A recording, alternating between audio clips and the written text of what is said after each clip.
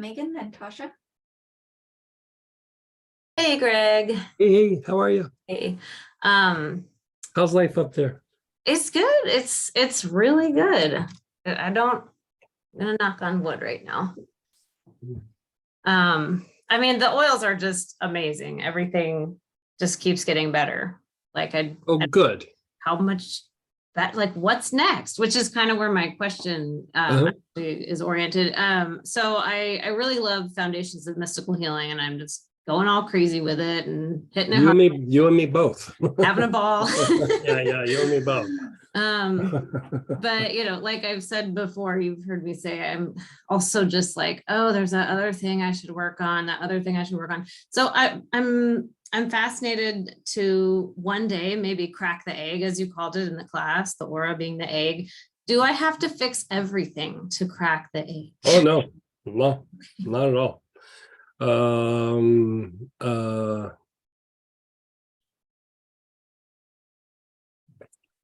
It's like, it's a weird thing, like, because we look at it from the point of view from like our normal everyday mind, where we see a series of symptoms and this and techniques, and the thing with doing it from the mystical side is you just kind of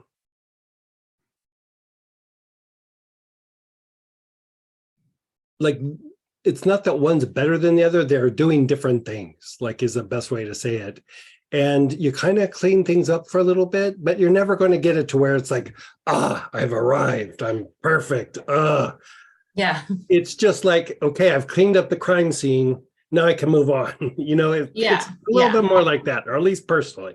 So I cleaned up the crime scene, time to move on.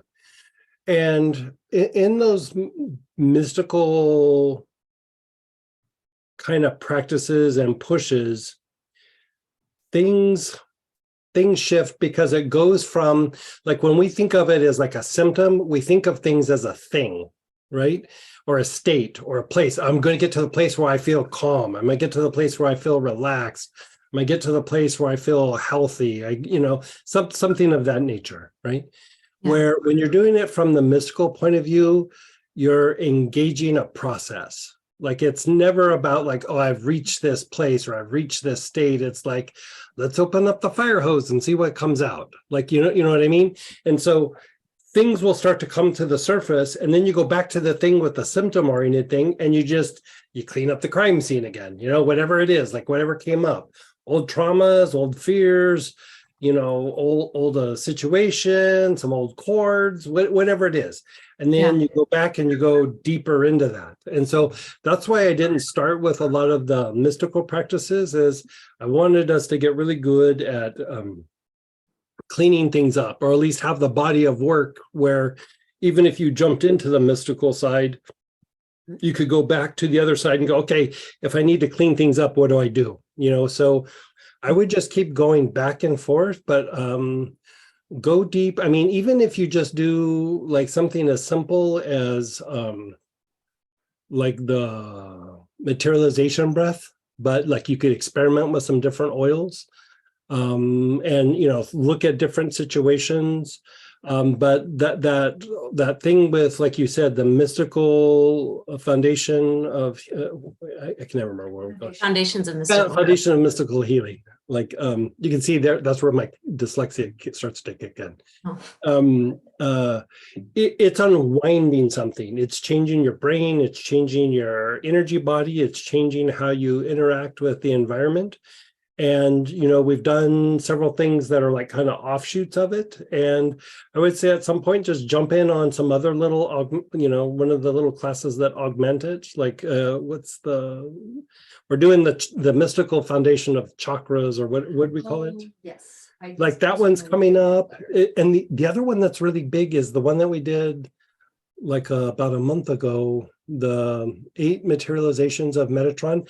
That really changes like how your brain works, especially for the mystical part of the mind, the more intuitive part of the mind.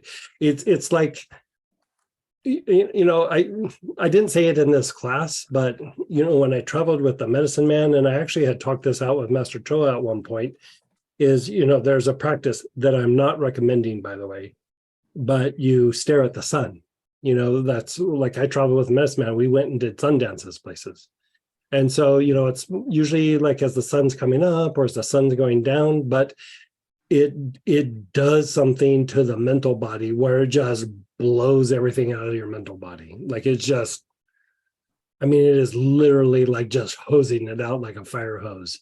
That class is like doing that, but without having to, mess up your eyes. Yeah. Yeah. Because if you stare right as the sun's going down, it doesn't really hurt your eyes. But if, when I talked it out with Master Choa, he said, first he wouldn't talk about it in front of other people, like on stage or something, but we talked about it afterwards. And he said, sunrise or sunset. And he said, you open up your eyes and you look for as long as you can. And then when you blink, you're done. And for me, that was like 30 seconds. And when we were outside and he did it, he stood there for felt like 10 minutes. Like it was just like, I felt like I could have gone to the store and come back and he was still wow, doing it. And I'm like, there's no way I'll ever get to that. Like I can't, my body can't handle the energy that way. Like there's just no way. This is like a softer version of doing that. And so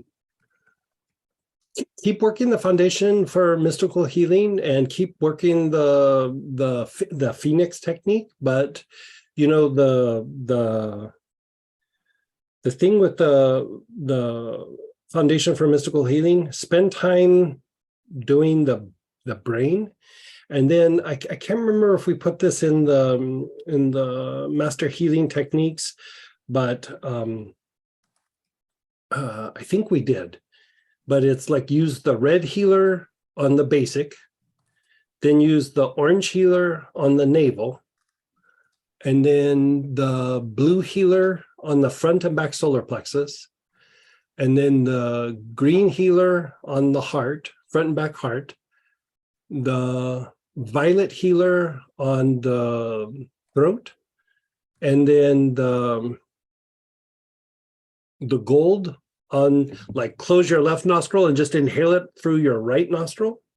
And then the sacred blue, close the other nostril and then inhale it on the left nostril.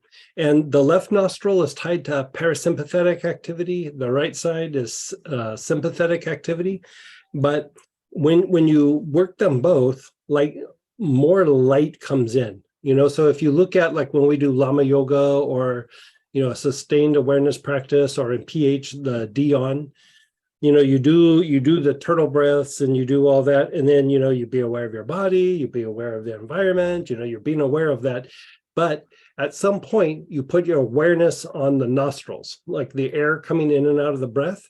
Yeah. And what that's doing is it's allowing a lot of light to come into the body, and it's balancing to this part of your autonomic nervous system. And it just deepens the thing that's already happening. You're already unwinding all these different things, but anytime you want to break down a viewpoint, a thought process, repetitive thought, is stimulation of the mental permanent seed, or bringing in light, actually is what will break down those thought processes. Because when light comes into the system, there's light that comes up from the earth, but then there's the divine light that comes down.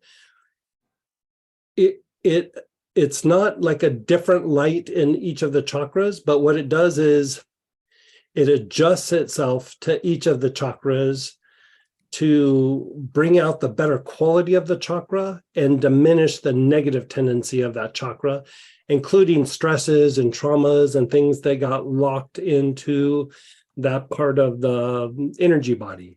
And so even by going through and doing that process where you're going, okay, be aware of your body, be aware of your spine, be aware of your brain. And then if you augment it with doing a little bit of the turtle breath and then awareness on the nostrils, it could be a game changer. The back and forth breaks down thought forms too, because you're doing forehead, back head, forehead, backhead. And so anytime you do forehead, backhead, you're also breaking down the thought form. And anytime, like when your head's down, you're stimulating the right side of your brain. When your head's back, you're stimulating the left side of your brain. And when you keep moving it back and forth like that, you're harmonizing the two hemispheres, and you're literally breaking down the negative, like you're basically doing like mental pruning by doing that. Like it's breaking down like old thoughts that you've either outgrown or that weren't accurate, and it's making space for new things to come in that are more accurate. if that Yeah. makes sense. So I do the color on the chakra that you mentioned, and then I do materialization breath, and then I the colors on each nostril with the other side closed, or I do materialization breath and then the nostril on each side with the color. Do the materialization breath last. Okay. Yeah. And And do you have saffron? no. Do you have, I think you got some ambret, right? Yeah. Use the ambret for the materialization breath. Okay. So do all what you're doing, and then when you hit the time to do the materialization, do it with ambret. Okay. And on the brain, do I do all the colors? Yeah. Cool. Okay. I'm excited. So you said instead of just trying to go through like the timeline of my life or anything like that, if something comes up, I do this healing on something that comes to my awareness or becomes a problem in my life. I don't have You can do both. Like if there's something you're like, this thing, it's holding me hostage. Yeah. I would target it. But like even when you do that, like you'll notice that like, okay, I'm doing this, but a bunch of weird thoughts keep popping up into my head. And a lot of times they float away almost immediately. But if you start to see like a pattern or something where it's like, that one makes me feel a little weird, that makes me feel a little odd. It's not necessarily traumatic. It's just sometimes it's something that we checked out on, like we were perceiving it, we checked out, and then, we just never processed it, or there might be something that's just running like on autopilot. Okay. And there are certain like patterns where even when you visit it, it's still going to be on autopilot, when you walk away from it, because we have a lot of things that are running without us being conscious of it. But it's like you clean it up while you put your attention on it, and then it runs better, like it runs smoother. Yeah. Okay. Does that make sense? Yeah. Thank you. Yeah, let me know how that goes. Okay. And then go ahead, Tasha.